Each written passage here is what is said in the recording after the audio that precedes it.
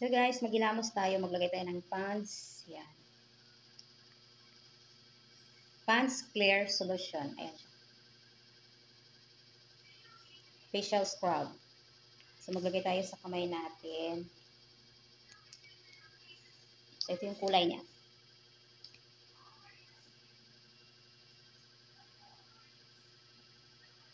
Una guys, kapag hindi pa kayo nakapaghilamos, lagyan nyo muna yun, hilamusan nyo muna saglit yung mukha nyo. And then, bago kayo maglagay ng pants. Kasi yung pants, ibababad muna natin yung sa face natin. Konting minuto lang. Yan.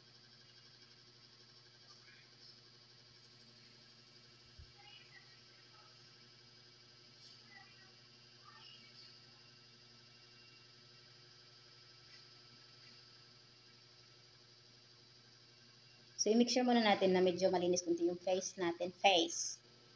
Okay. Yung walang oil. Tanggalin muna natin yung oil sa face natin. Tapos, pangalawang banlaw. Baga sabunin muna natin yung face natin. Tapos ito, pangalawang sabon. Pangalawang banlaw. Kaso, ibabad muna natin sa ating face. Kasi medyo nagurang-gurang na tayo. Nagkakaedad na tayo guys. Nasa lagpas 40 na tayo. Nasa 40 pa tayo naman eh. Nasa 40 tayo, kailangan natin ialagaan yung ating face.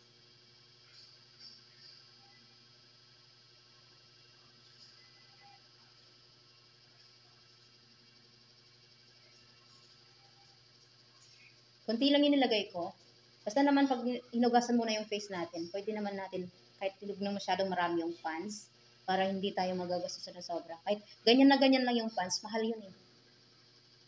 Mahal din ang pants, hindi din ano, nasa 30 plus din ang pants. Dati makakabili ka lang yan 16 pesos, ngayon 30 plus na. Times 2 din eh, no? Nakakabili lang ako niyan dati 12, ngayon 30 plus na.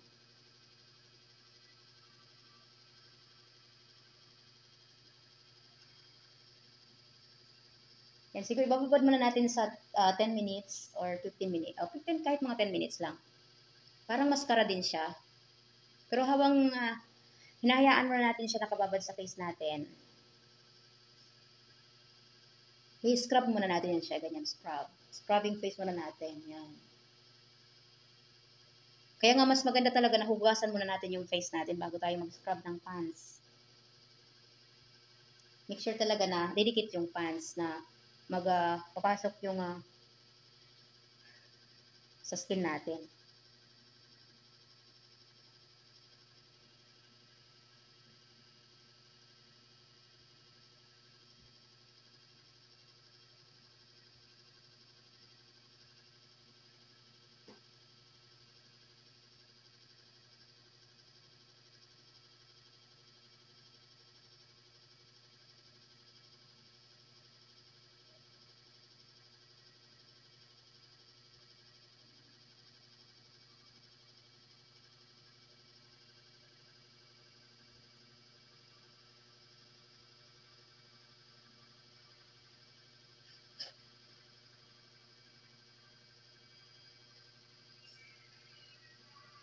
Kahit mga 5 minutes lang.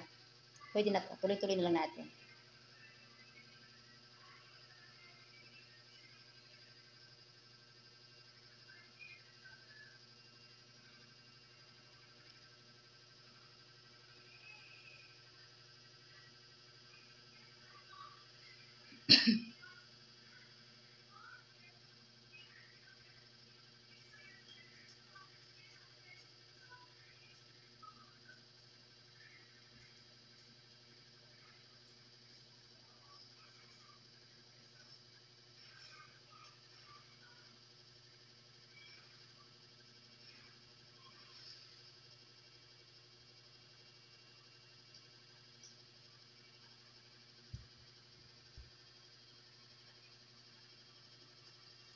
Medyo mainit na siya, guys. Na-feel ko na yung ng pants effect. Yung effect, yung tawag yung effect ng pants, medyo mainit na siya. Kaya habang nag-iinit yung pants sa face natin, kailangan natin siyang i-scrub. Scrubbing like this. Yan. Ang pinakamasilan kasi na part sa face ko yung dito ko kasi parang nagbibiyak siya. Kasi nga, pag nagagalit ako, nagugulo ako. Minsan pinipigilan ko na lang magalit para hindi magmamarking yung dito ko. Kasi nagmamarking yung dito ko pag naiinis ako eh. So, ayan. Scrub lang tayo ng scrub para mawala yung puti.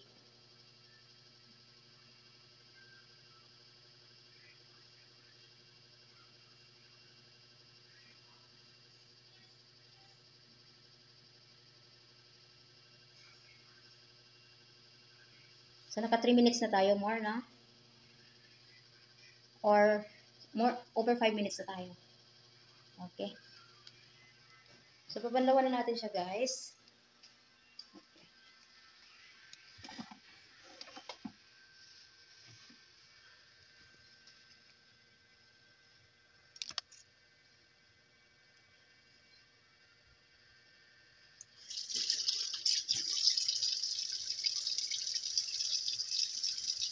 So, gamitin na natin yung ating 2 hands.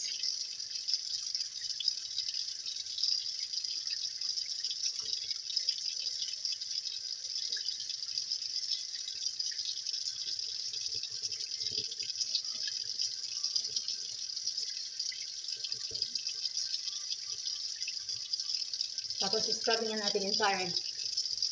So, paste ko lang natin.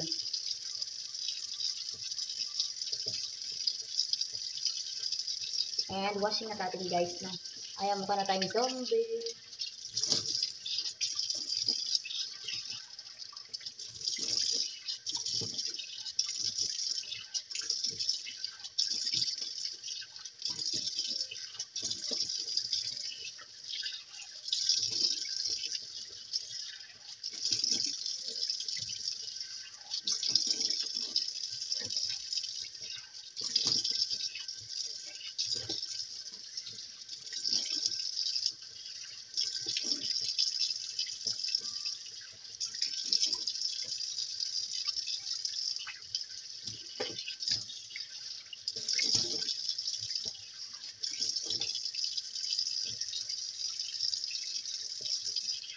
All done. And after this, guys, is mag-proceed tayo ng lotion. Mamaya. Pakita ko sa inyo mamaya yung lotion. I-proceed ko. Mag-ano muna tayo.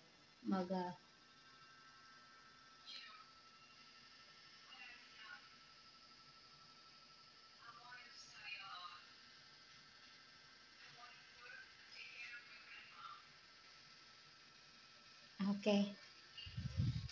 So, yung lotion na ipaproceed natin yung Olay. Ayan.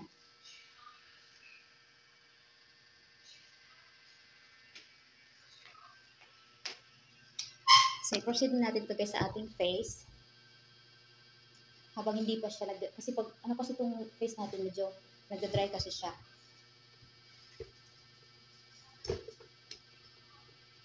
So, meron tayong konting lotion dito guys. Ayan. Ang sarap ng feelings pag may lotion yung face natin. So, ayan.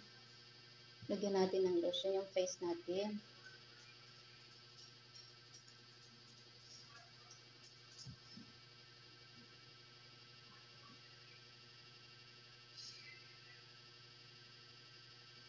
And, patay ng tissue.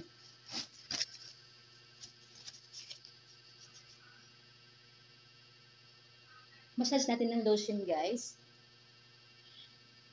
Kahit ano namang lotion, pwede yung lotion na yung face niya.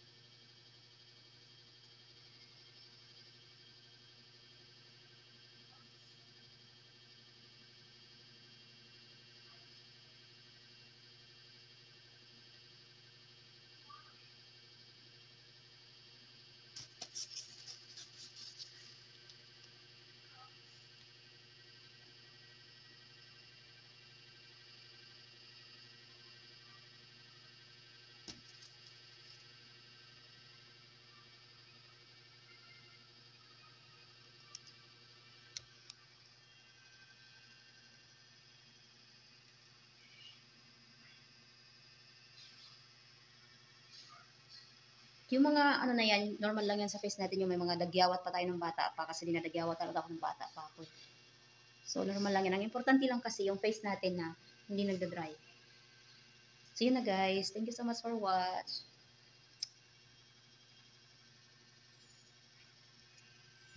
With